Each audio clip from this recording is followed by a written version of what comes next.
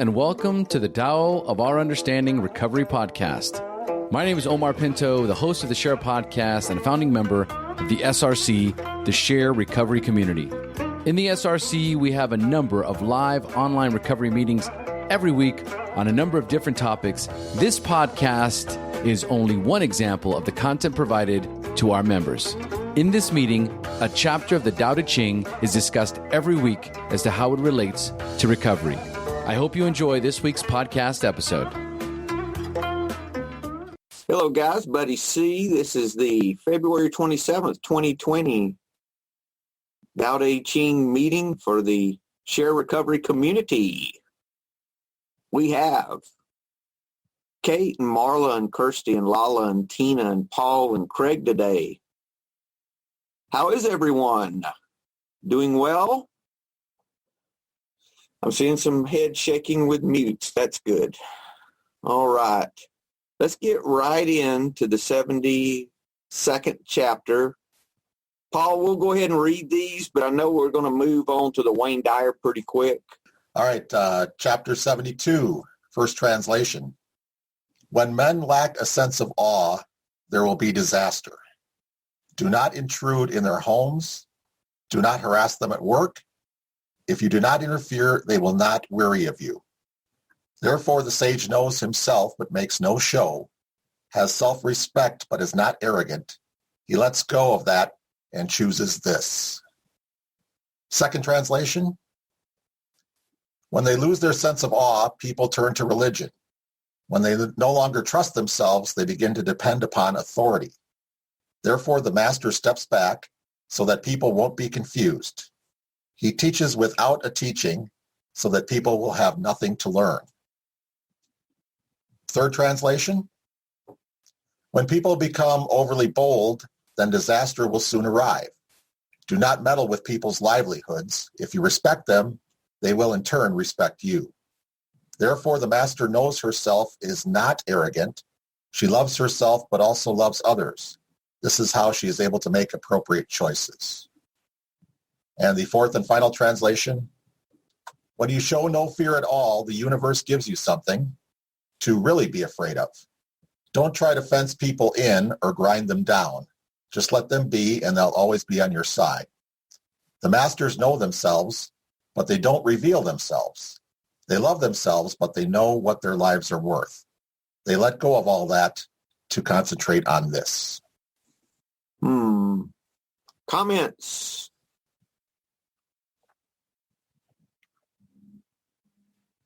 I guess there was something about just let people be and don't try and grind them down. And that reminded me of the Serenity Prayer about trying to control only the things you can control.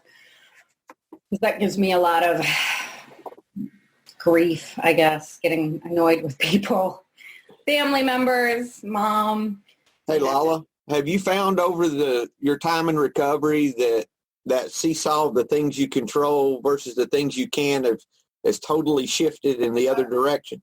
Yeah, I see it starting. And I see when I'm doing it. I'm like, I'm trying to control her while she's trying to control me. I mean, the irony is not lost, but recognizing that, has taken the annoyance level down. Accepting people for where they're at, not trying to change them, even if I don't agree with it.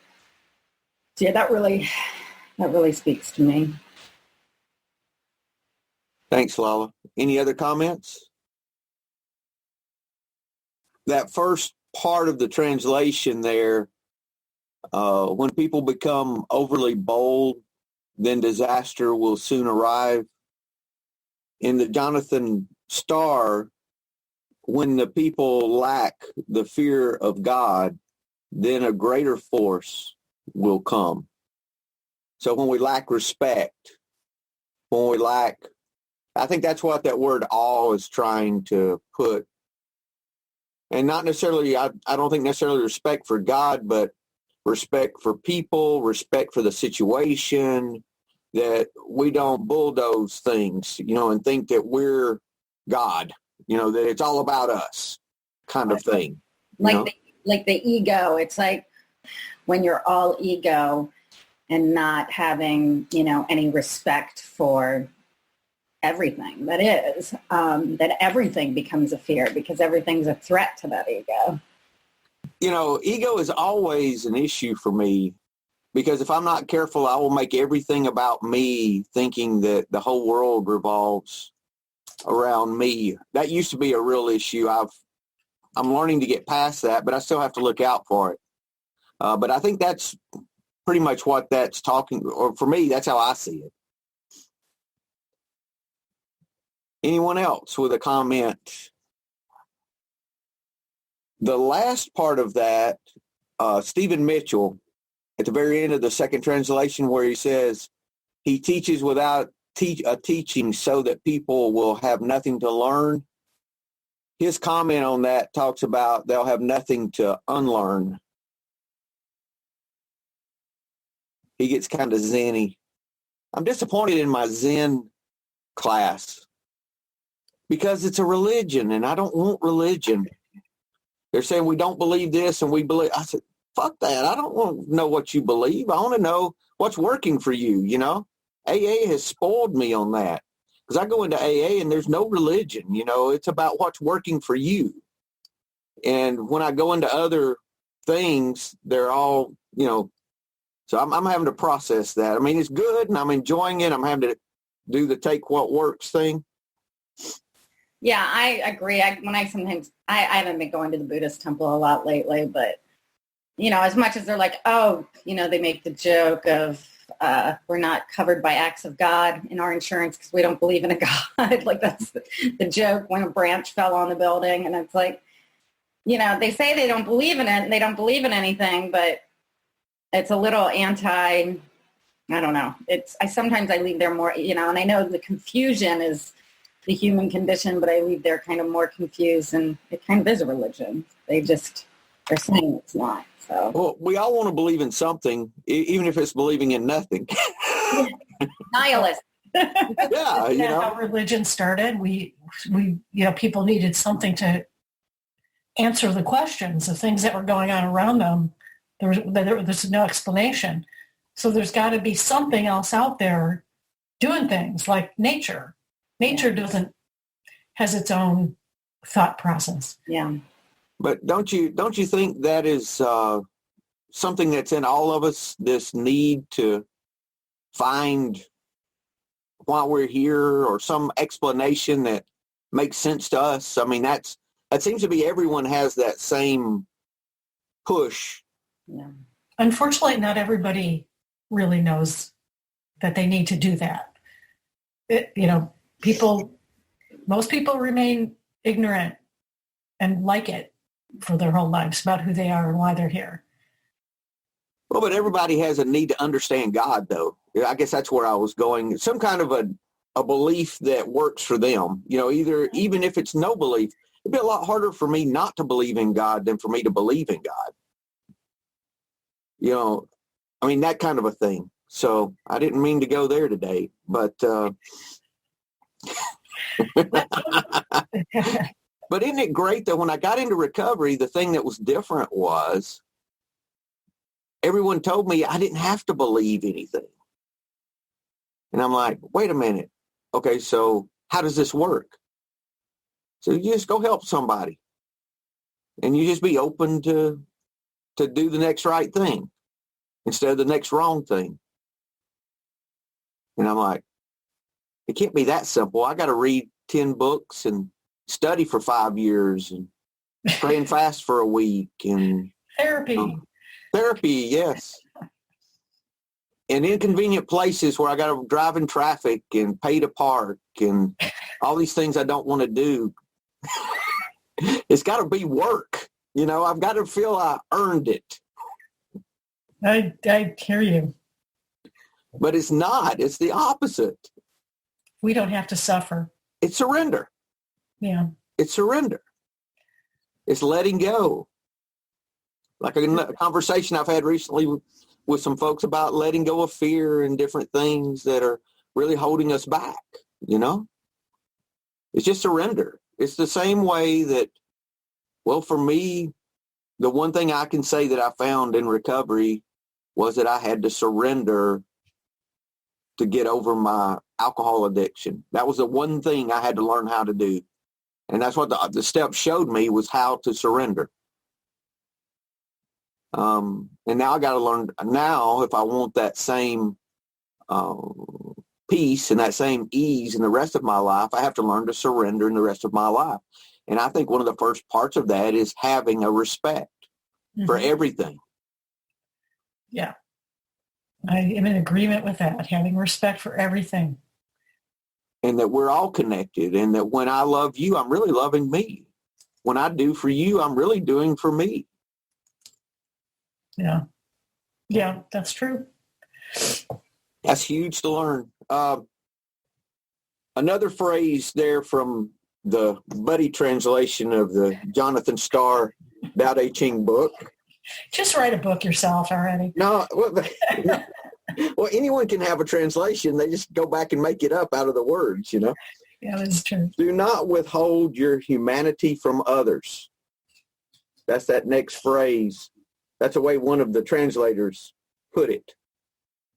Do not withhold your humanity. One of the lines I liked in the translations about when people lack trust, I'm not sure of it, but when people lack trust in the humanity, that's when they follow a dictator. That's how I transcribed it in my head. Yeah. So learning how to trust. The last part of that, a possible translation of would be, he does not exalt himself, talking about the sage at the very last phrase. He does not exalt himself. He lets go of his own view and chooses the inner view, the inner, what's inside, or lets go of what is without, what is outside of him, and chooses what's within him.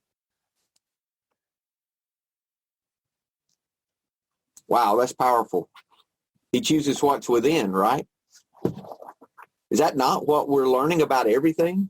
Is that we look inside, the kingdom of God's within us already? Isn't that where God is? If you choose? It's already there. It's just covered up by our guilt and our shame, our fear.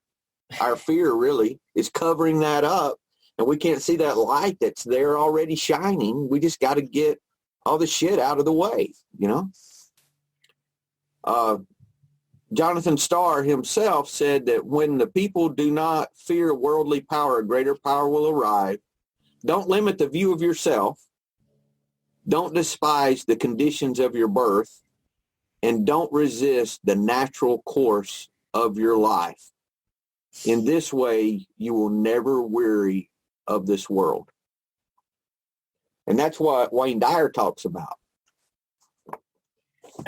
As an aside, I had a girlfriend for a short amount of time who hated the fact that her parents, before she was born, were very, very wealthy. And then she was born and they lost all their wealth, and she just could not get over that. You know, this is a 40-year-old, 50-year-old woman. It's like, my parents used to be rich, they weren't, and I just can't get over it. And her life was really miserable. She was a friend for a short amount of time. Yeah, I mean, I kind of think like I used the child abandonment, my parents being workaholics for so long to fuel my alcoholism. Like I was left alone too much, and, you know, the anger towards it and all that. And I think part of the surrendering is this is the life condition that happened. You know, stop trying to, I guess, I mean, that's the thing to let go of versus kind of like we don't need to know the explanation behind it or that kind of thing. It's like, this happened. Now, you know, that's not just recognizing the problem is just the first half. Fixing it's the second half. And I've recognized it for years, but it's like, you have to let it go at some point, or else it's just gonna fuel negative self-talk, negative, fuel negative behaviors. And that's why she was such an angry woman.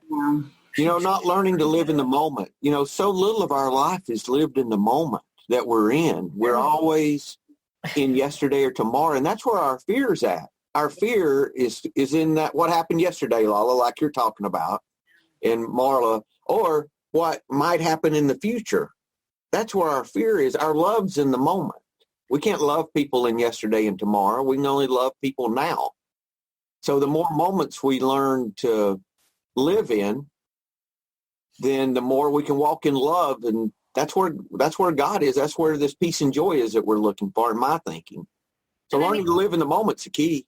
It is. And I mean, on a side note to that, all that past stuff, that's who we are today. And I mean, there's so many good things that came out of it. I became fiercely independent, and all these things, and if I had been coddled and, looked on too much, I would be a total, scared to go out in the world by myself kind of thing. So it's like, all the things we look at as negative, just like in Buddhism, it is just what it is versus something bad or something good. I always go back to Buddy, your horse story about the horses. So it's like, this is what happened. This is what made me who I am now, and deal with this today, present, now, and stuff. Yeah, living in the past.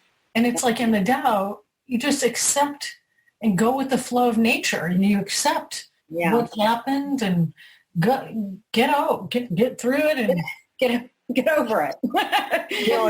I hate saying that because that's what my parents said to me all the time. Get over it. No, I know. My mom's excuse was forever. Like, she's very defensive about it. Never, And I was told before that, even if they apologize for what you're upset about, it doesn't fix it because it's the inner child that's still unhealed. As an adult, I understand it. I understand all these things, but to get over it, that was, so it's more just like get through it. Don't go around it, get through it.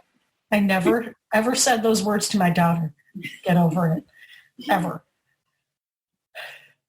This idea that the negative, what we perceive as the negative things in our past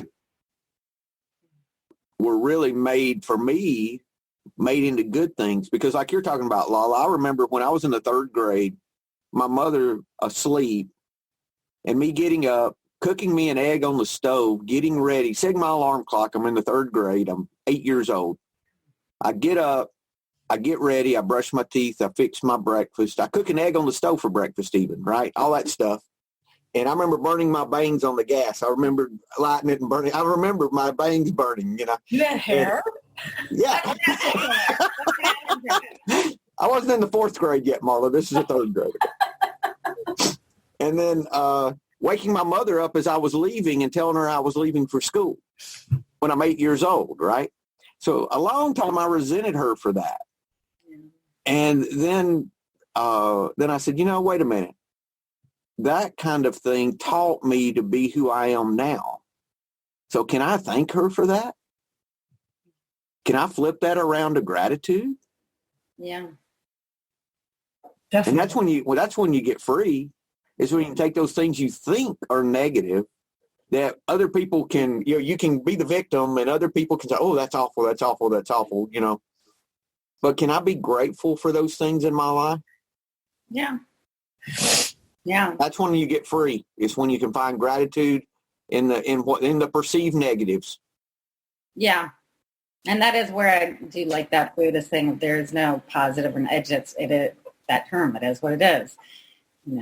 There's good things that came of it and bad things that came of it. And even with the bad things, if it led to my alcoholism, it's that whole grateful recovering alcoholic. It, forced me into a position to have to be, to want to grow and have more spiritual growth rather than living in the kind of stuck.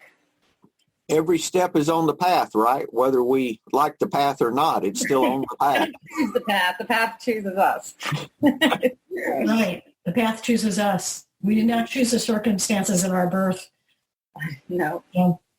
I've hiked a lot of trails that I was not happy with, but it was still the trail I was hiking, Well, this, get around the corner thinking you're at the top of the mountain, you're trudging along and you get around the corner and all of a sudden you got another height. It looks like you're at the top, Anyone that's hiked a lot knows this, And you get around the corner. I did a stretch of the AT one time and several times. And you get around the corner and you're like, oh my God, there's another mountain after this, and then you get up that one and then you've got another. Or what was worse than that was I remember hiking a day that I hiked downhill the entire day. The entire day was downhill. And my legs hurt and I was young then, hurt so bad from hiking downhill all day. At first I thought, oh, this is going to be great. I'm going to have an easy day. It was horrible. No, it's just the straight ones. Yes, I want the ridge walking, Yeah. But we can always choose these paths we're on, But they are the path. Yeah. Y'all ready for Wayne Dyer? Any comments before we move to Wayne Dyer?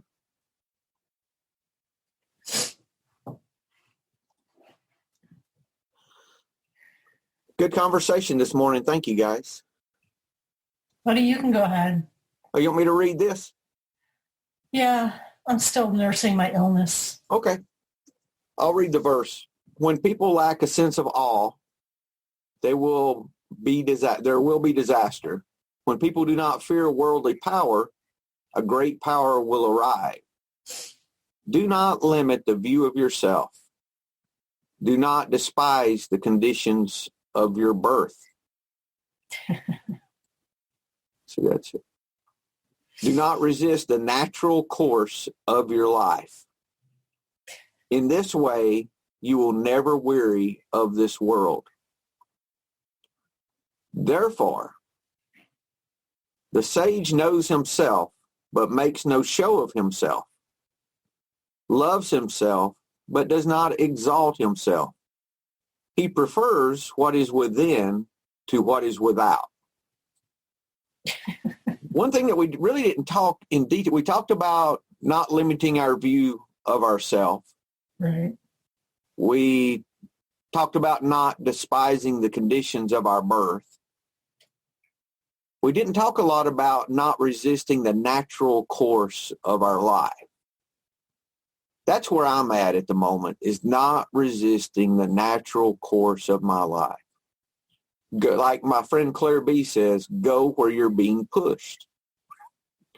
That sounds so simple, but it is so difficult because I don't like to be told what to do by anybody, including my higher power.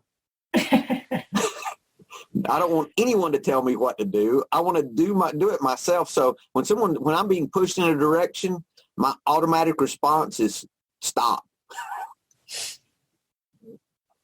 I'm sure we all have that. Is that's common?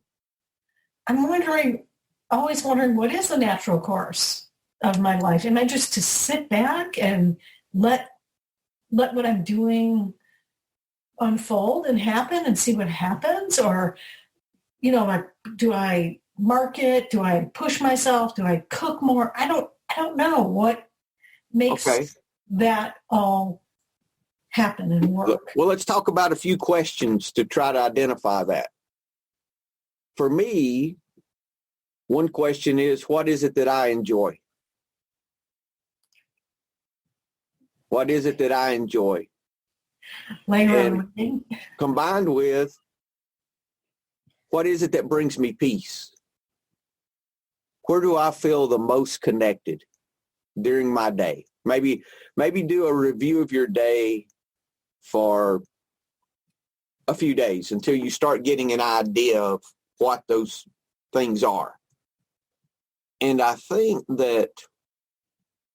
that's clouded a lot of times by what we're told we need to be doing or what our fears are telling us to do or those things, like with our higher power.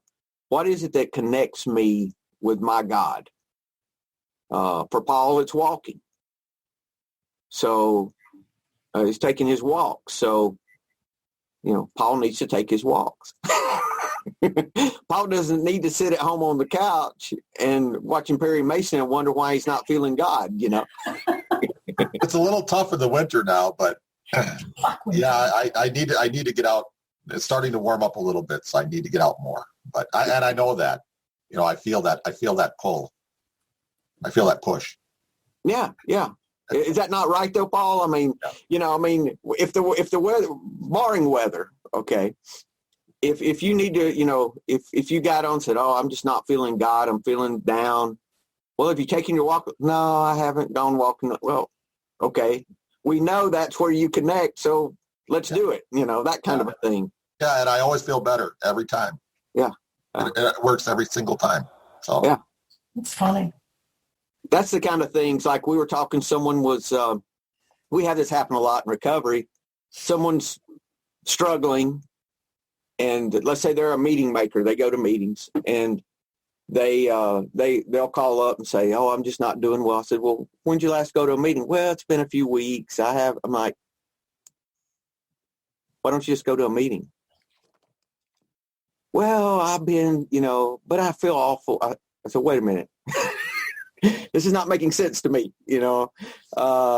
So how is it that we connect, whatever that is? Let's make sure and do those things that we connect with, Tina? Oh, I thought you had something. I'm sorry. Nice to see you. Yes. But, yeah, for me, it's meditating and I read transitions daily and I meditate, and that's mine. And I have to do that every day. Even if it's later in the day, let's say I sleep late and get up and do something like this early and I haven't meditated yet, had a time of meditation, I'll do that later in the day. But and if I get to the end of the day and I haven't meditated, I don't feel as connected. So, that's the kind of thing for me that I have to do. I feel that way with my gratitude. That's not dependent on the weather. I can do that every single day, no matter what. And if I don't ever really forget to do it, but if I don't do it, if I don't spend enough time on it, by the end of the day, if I feel out of sorts, I go back to it. So the first thing I would suggest, Marla, is make sure I'm doing the things that connect me to my higher power, whatever those things are for you. Then once you've got this higher power connection going, maybe you could say, like, for your vocation, what is it that I enjoy doing as a vocation? Is there anything? All right. For you, I know you love yoga and you love teaching. That's something God put in you, was to teach yoga.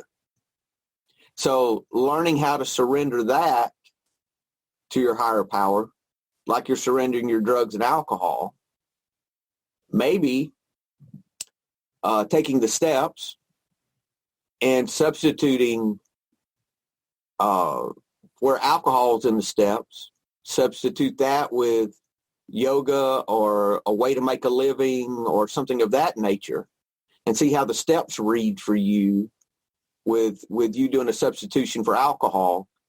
For me, that's what I did with real estate years ago, because I was in the real estate business.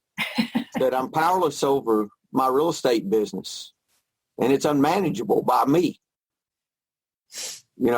I had to take that approach to my real estate business. So, and I just went through the steps with it. And that helped show me how to be powerless in my business, And I started gravitating to the parts of the business I enjoyed.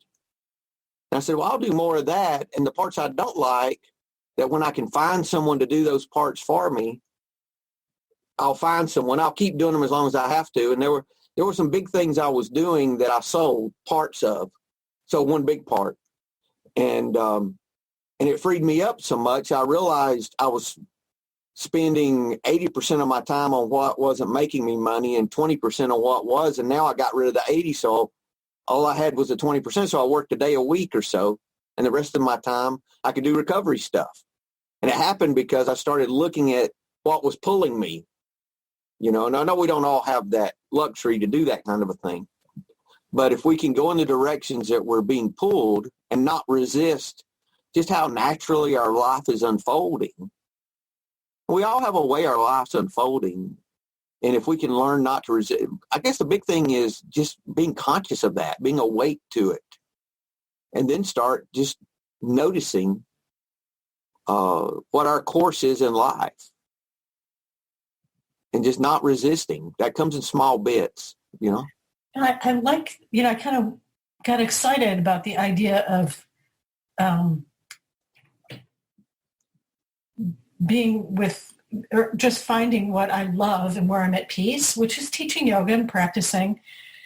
And it made me happy when you said that, because things will, I think, unfold for me if I just embrace that part of it. Is this is what I love to do. This is where I feel most peaceful and happy. And it will come. It will then come to me, because I think other people will notice. If I'm teaching them, they'll notice, and there'll be referrals, but who cares about that? But Marla, that'll happen when you finally don't care whether you get referrals or not. Yeah, I know. That's letting go. Letting go is it's okay if it is. It's okay if it isn't. And that's a hard place to get to.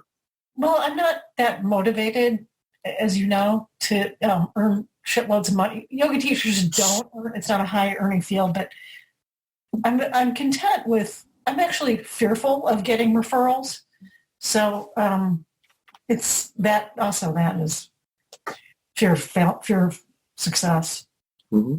But it seems like things would unfold if I could just be happy with what I'm doing and not fight with myself. It's one of my other favorite things to do is just read fiction, and I love it, and that's what makes me happy and peaceful. But I can't spend 24 hours a day doing that, obviously. That's the hard, there's a balance with those things, but learning how to not resist the gifts that we've been given, because we take these gifts, and a lot of times you remember giving a child a really nice gift and then they spend all their time playing with the box. They don't even pay attention to the gift. Especially when they're real little, and you're like, wait a minute, I got them this great gift and all they're doing is playing with the box.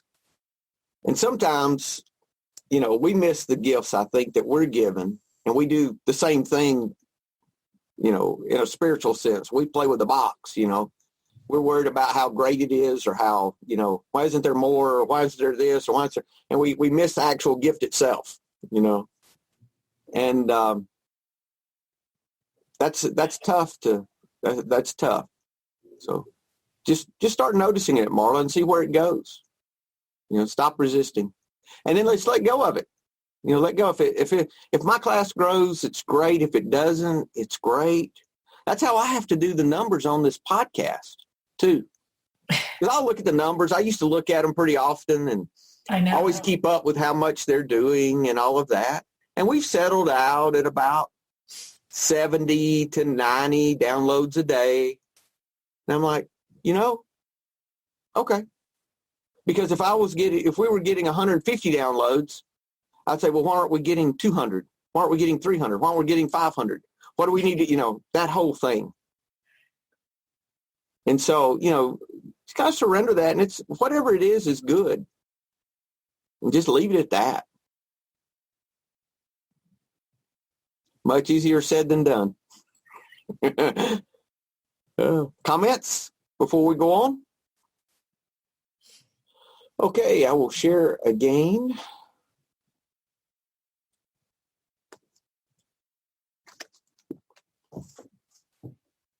Living with awe and acceptance. This verse of the Tao Te Ching, this verse of the Tao Te Ching alerts you to two components that work together for a harmonious life. A sense of awe and total acceptance. Without these two combined forces, you're unlikely to see the presence of the Tao.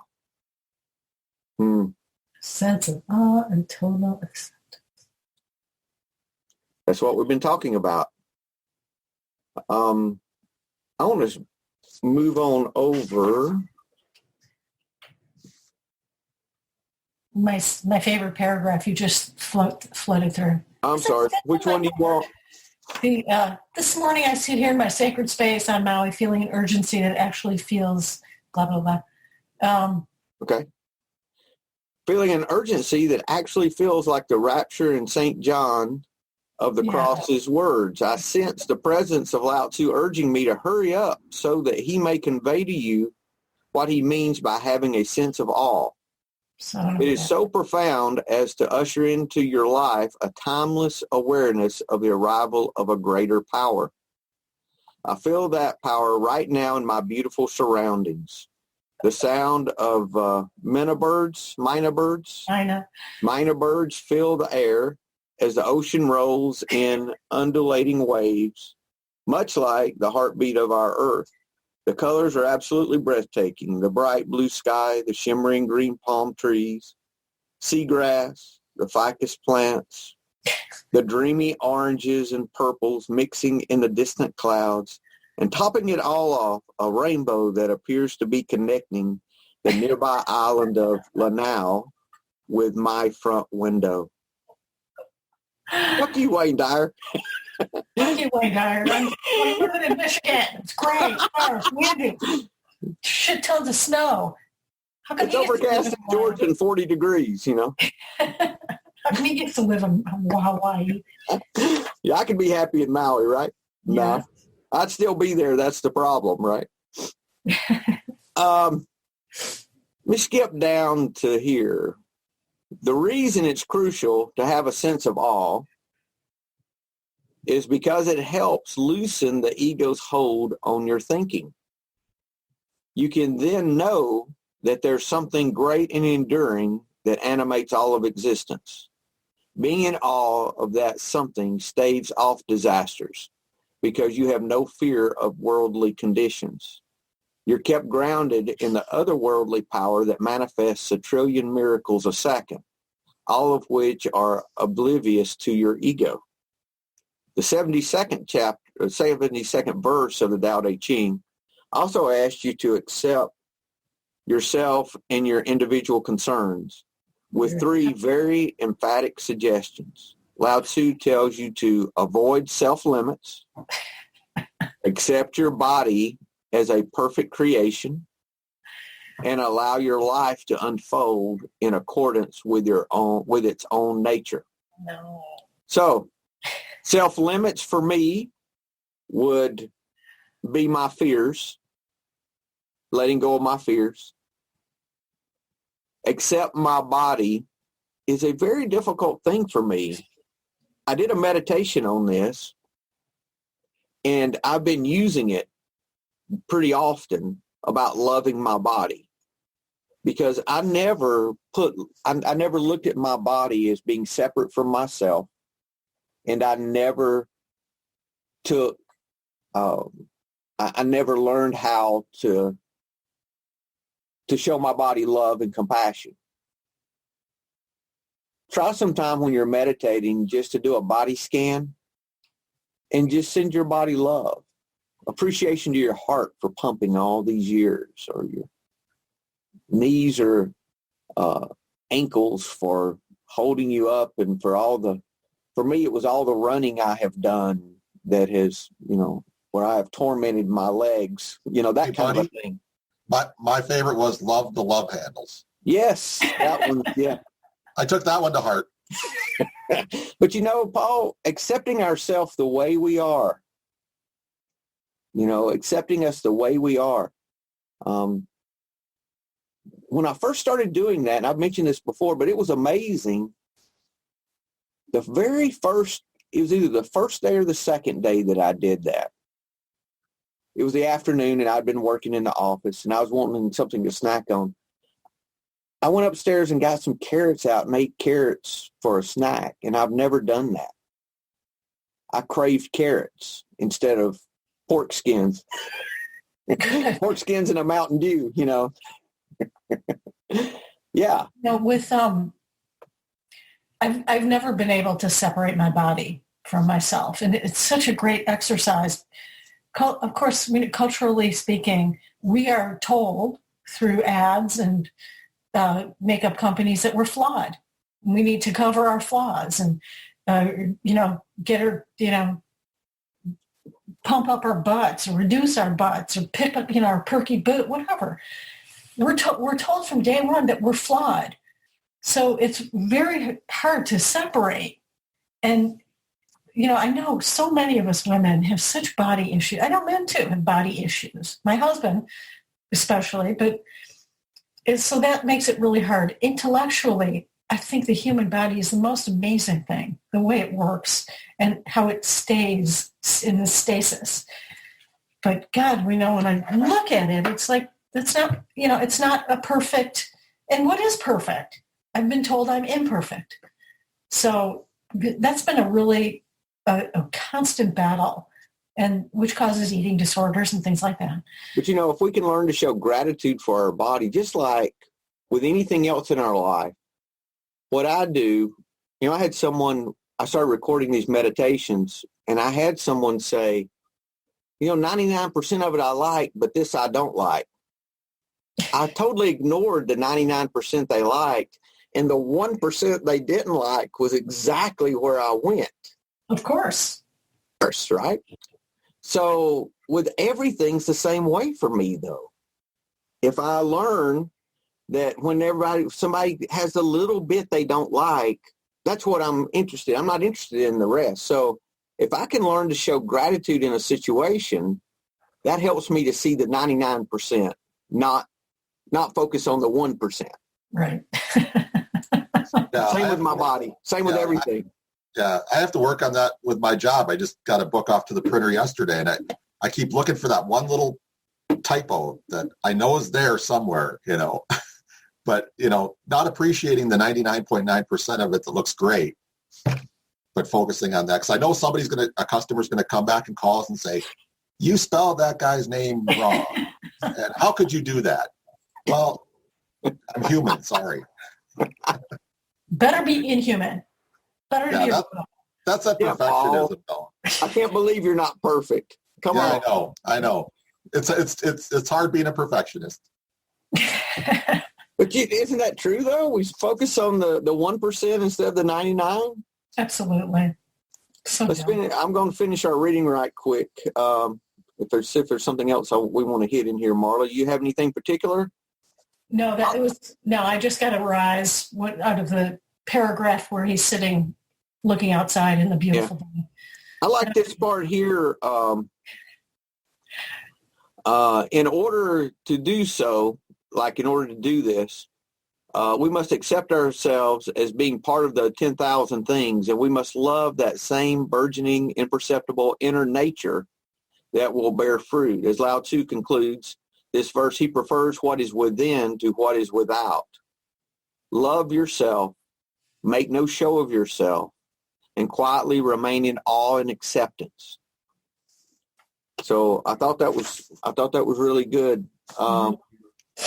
Focus on loving the life you have now in the body you've got. Here's an affirmation that we can use for this. Tell yourself that you love everything about the physical shell you've incarnated into. Notice it didn't say love everything about you. Love everything about your physical shell, about the body you've been given. That body's not you. Affirm, my body is perfect, born at precisely the right time, and this is the perfect age now. I accept myself as I am. I accept my role in the perfection of this universe at this time. I surrender to the natural course of my body's destiny.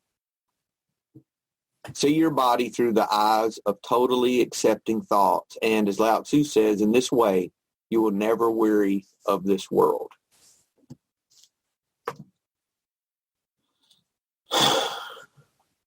Comments?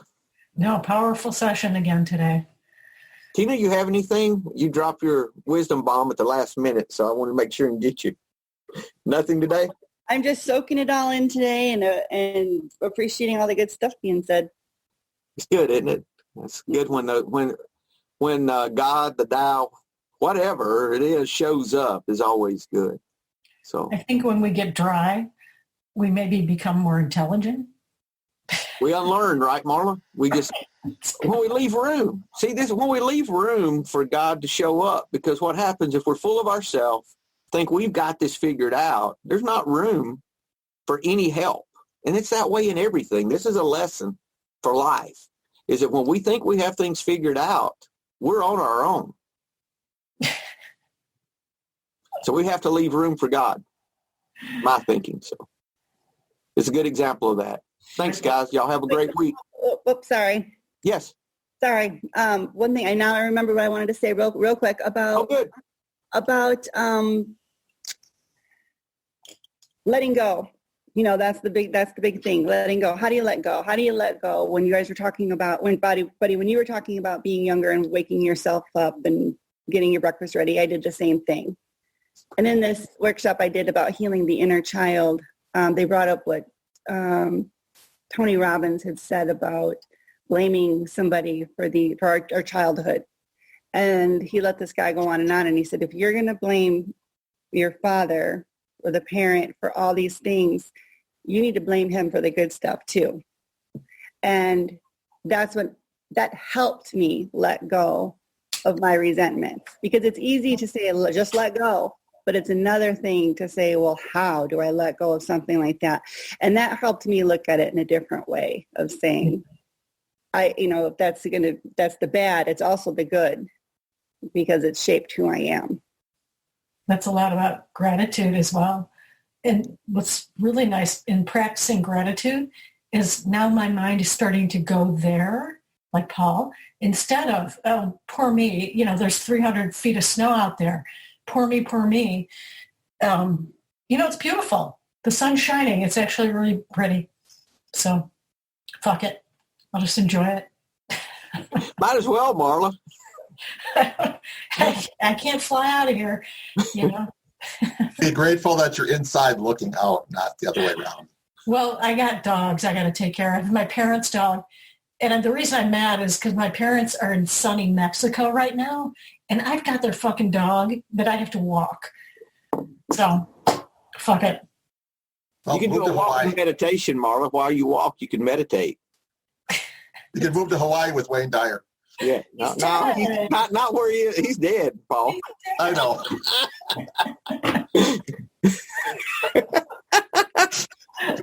I didn't mean it literally, buddy. I hope not. We need Marla on the podcast. I still be connected to the Wi-Fi.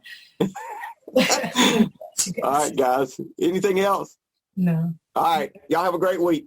Hello, this is Buddy C. I wanted to make you aware of several recovery-related resources that I've posted in the episode description. These resources include a list of recovery podcasts, a free sober meditation app, daily recovery email, shared Google Recovery calendars, and how to join the SRC and attend this meeting live. Hope you put some of these resources to use and have a great week.